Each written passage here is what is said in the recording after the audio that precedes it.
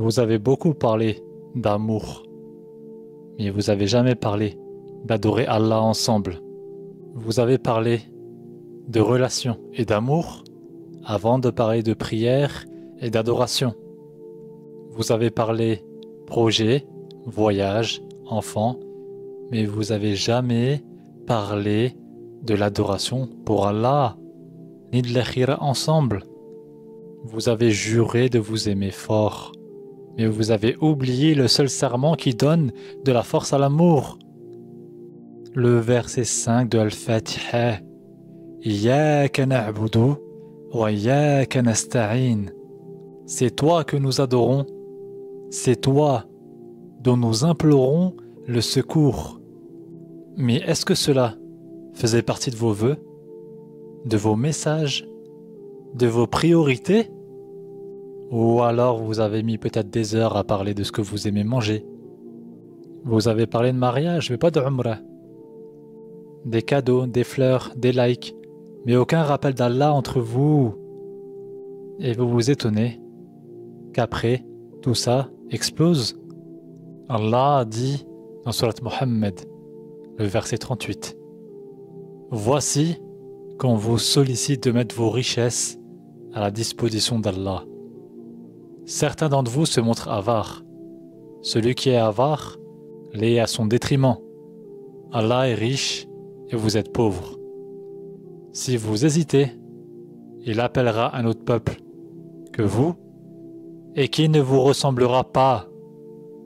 Croyez-vous que l'amour va tenir alors que vous ignorez la prière, le Coran et le dhikr? Tu crois qu'un lien tiendra par les émotions alors qu'il n'a jamais été nourri par la foi? Le prophète sallallahu alayhi wa sallam a dit qu'Allah fasse miséricorde à un homme qui se lève la nuit pour prier et réveille sa femme. Puis, lui passe, si elle refuse, un peu d'eau sur le visage. Et qu'Allah fasse miséricorde également à une femme qui se lève la nuit pour prier et réveille son mari. Puis, lui passe, s'il refuse, un peu d'eau sur le visage. C'est ça l'amour fort.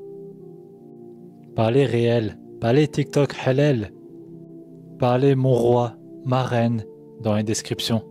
Mais quand vous rentrez à la maison, le silence, personne ne se parle. Vous vous êtes promis l'amour, sans jamais promettre d'adorer Allah ensemble.